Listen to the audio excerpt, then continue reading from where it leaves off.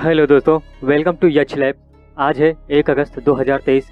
1 अगस्त 2023 से जो भी इंपॉर्टेंट क्वेश्चन बनेंगे उनको इस वीडियो में हम डिस्कस करेंगे। तो बिना देरी किए हुए वीडियो को शुरू करते हैं। तो आज आपका पहला क्वेश्चन है, विश्व रेंजर दिवस 2023 कब मनाया गया? तो विश्व रेंजर दिवस 2023 31 जुलाई को मनाया गया। कब मनाया गया? 31 जुलाई को मनाया गया। ठीक है दोस्तों, 31 जुलाई को, यानी अपना ऑप्शन डी सही है।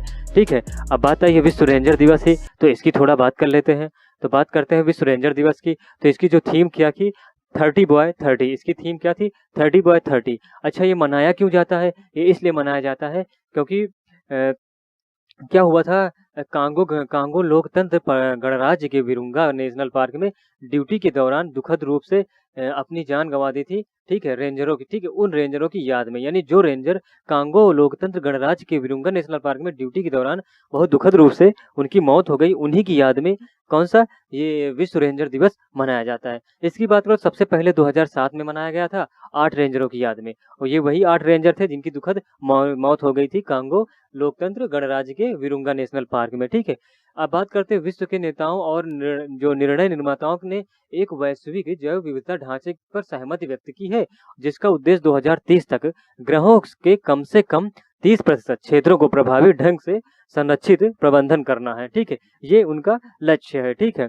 तो बात करते हैं नेक्स्ट क्वेश्चन की दोस्तों। तो अपना नेक्स्ट क्वेश्चन अपना है, भारत का कौन सा राज्य पहला मत्स्य पालन अटल इंक्यूबेशन सेंटर स्थापित करेगा? तो कौन सा करेगा? वो है केरल। कौन सा है दोस्तों? केरल राज्य है। कौन सा दोस्तों? केरल, यानी ऑप्शन अपना ए सही है।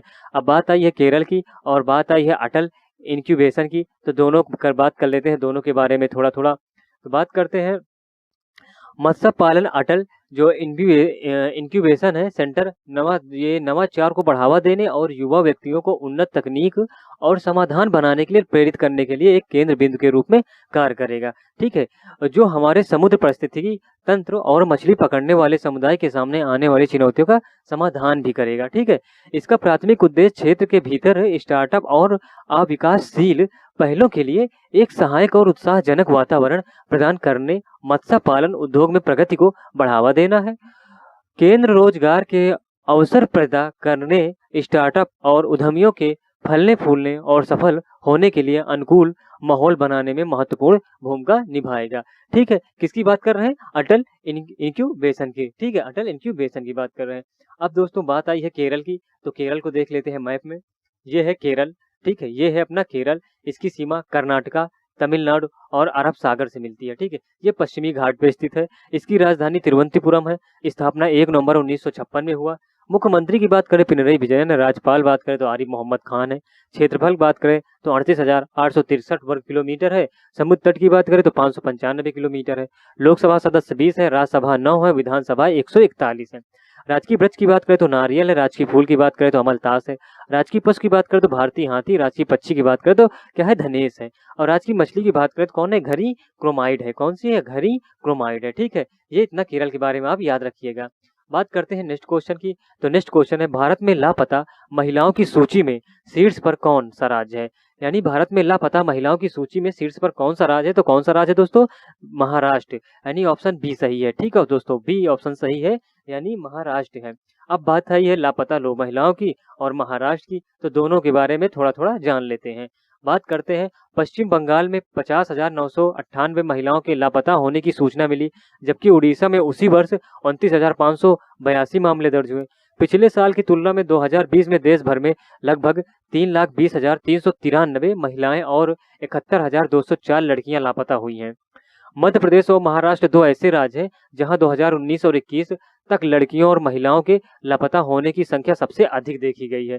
अगर 2019 से 21 की बात करें, तक 3 साल की अवधि में भारत में कुल 10,61,648 महिलाएं और 2,51,430 लड़कियां लापता हो गई हैं।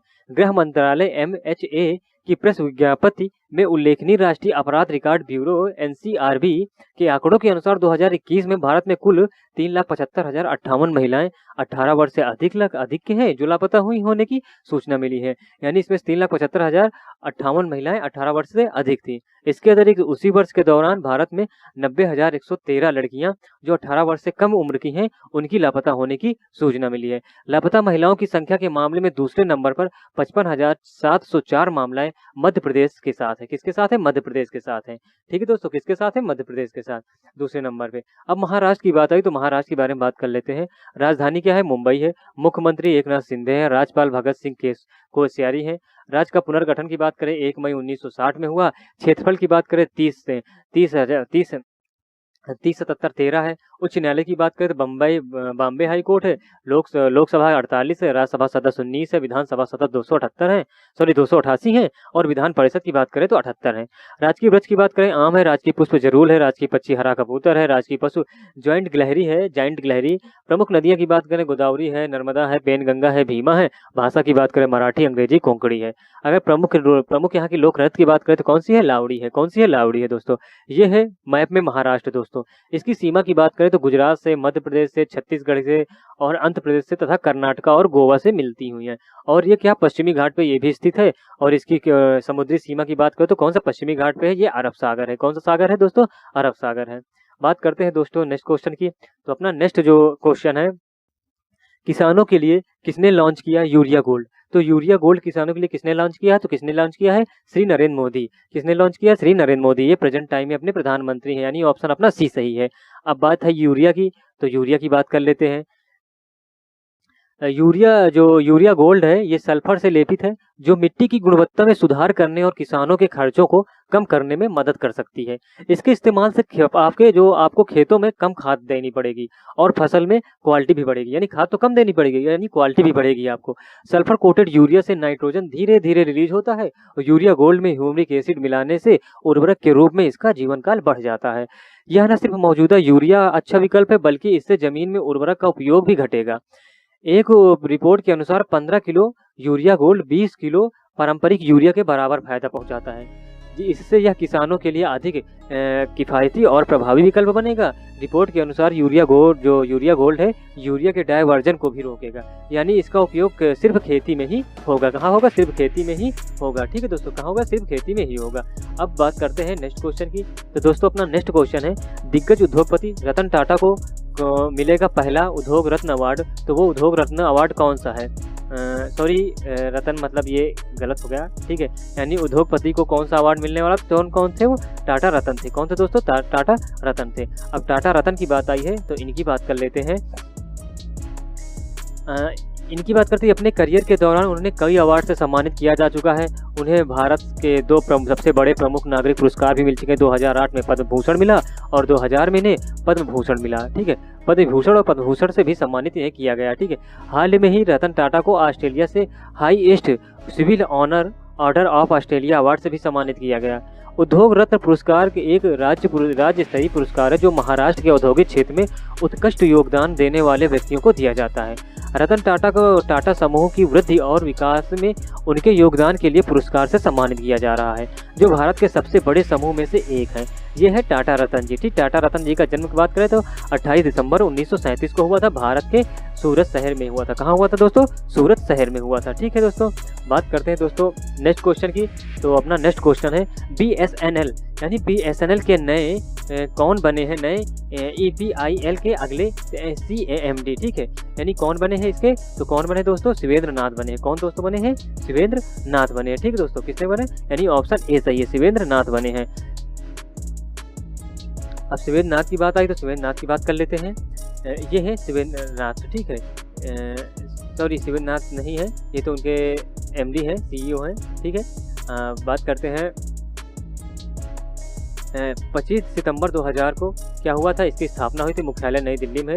प्रवीण कुमार जो पूर्वर हैं, ये इनके क्या है, जिन्होंने जून 2019 से बने हैं। ठीक है, यानी इसके CEO बने हैं। कौन? प्रवीण कुमार पूर्वर है। ठीक है, इससे पहले भारतीय रेलवे के चेयरमैन भी थे। ये है प्रवीण कुमार पूर्वर जी हैं। कौन है? प्रवीण कुमार पूर्वर जी हैं। ठीक है, ये BSNL का लोगो है दोस्तों। ठीक है, अब बात करते हैं दोस्तों नेक्स्ट क्वेश्चन की। तो नेक्स्ट क्वेश्चन अपना है, USDFC के डिप्टी CEO कौन बनी है? ठीक है, कौन बनी है? तो कौन बनी है दोस्तों? वो निशा विश्वाल बनी है। कौन दोस्तों बनी है? निशा विश्वाल, यानी ऑप्शन ए अपना सही है। तो कौन बनी है? निशा विश्वाल बनी है। अब निशा विश्वाल की बात कर लेते हैं। यह है निशा विश्वाल। ठीक है, निशा देसाई विश्वाल वर्तमान में United states chamber of commerce के अंतर्राष्ट्रीय रणनीति और वैश्विक पहल के लिए वरिष्ठ उपाध्याय के रूप में कार्यरत हैं। इस क्षमता में वह दक्षिण एशिया कार्यक्रमों की देख रेख भी करती हैं, जो इस क्षेत्र में उनकी विशेषज्ञता को दर्शाती है। ठीक है, अपने वर्तमान पद से पहले बिस्वाल ने United states chamber of commerce में यूएस इंडिया बिजनेस काउंसिल के अध्यक्ष की प्रतिष्ठा भूमिका भी निभाई है इन्होंने।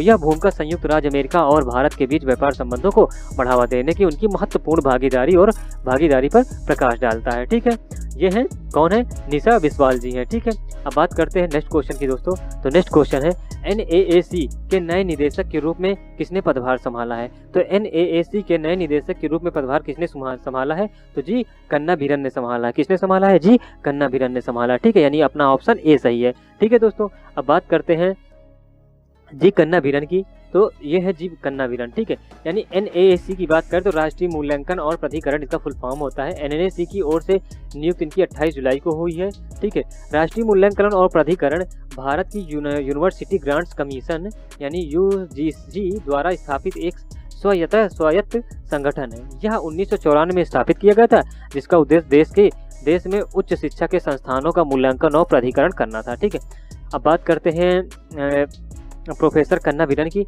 2018 से 23 तक प्रोफेसर कन्नाभिरन ने भारतीय सूचना प्रौद्योगिकी संस्थान आंध्र प्रदेश के संस्थापक निदेशक के रूप में भी कार्य किया है। ठीक है, अपने कार्यकाल के दौरान इन्होंने संस्थान में राष्ट्रीय शिक्षा नीति को लागू करने में महत्वपूर्ण भूमिका निभाई है और पड़ोसी गांवों के साथ संबंध स्थापित करके समुदाय विकास को प्रोत्साहन करने के लिए भी काम किया है। ठीक है, अब बात करते हैं दोस्तों नेक्स्ट क्वेश्चन की। अपना नेक्स्ट क्वेश्चन है रामेश्वरम में किसने doctor APJ Abdul Kalam memories never die पुस्तक का विमोचन किया है? ठीक है, डॉक्टर APJ के Abdul Kalam memories never die का पुस्तक का विमोचन किसने किया है? तो किसने किया दोस्तों? अमित शाह ने किया। किसने किया दोस्तों? अमित शाह ने किया है। ठीक है दोस्तों, किसने किया है दोस्तों? अमित शाह ने किया है। ठीक है, अब बात आई है पुस्तक की, तो पुस्तक के बारे में थोड़ा बात कर लेते हैं।